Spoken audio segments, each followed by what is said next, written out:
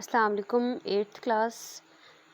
For biology, here we have G naught phase, which is the resting phase, or it is also called as quiescent cell stage, यानी जिसमें cell resting phase में हो जाता है. In multicellular eukaryotes, cell enter the G naught state from G1 and stop dividing.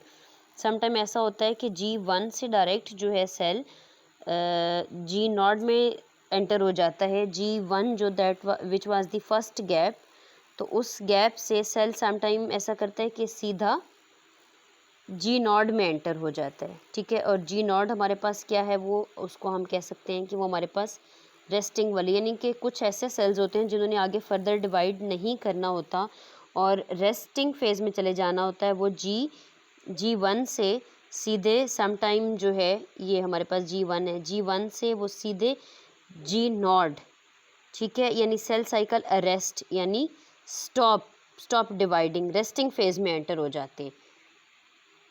ठीक है, okay.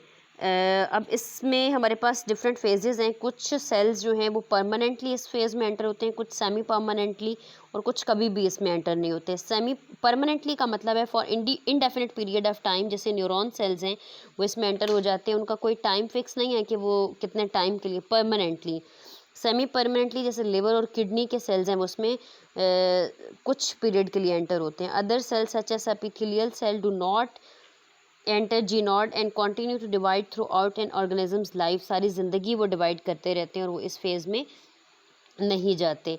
Next is the event of cell cycle are ordered and directional.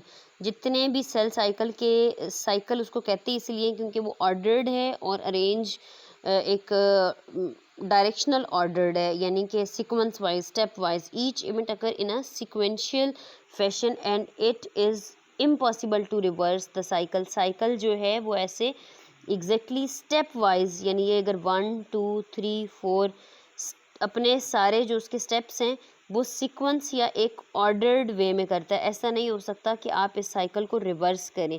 It is impossible to reverse the cycle.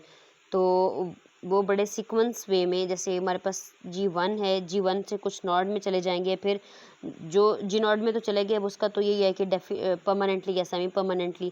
आगे जिन्होंने divide करना है वो synthesis phase में और G2 में, और फिर इसके बाद आगे माइटोसिस में, और माइटोसिस के आगे फिर उसमें जो है उसका न्यूक्लियर फेज़ है और साइटोकिनेसिस है. ये हम आगे डिटेल से टॉपिक को जब पढ़ें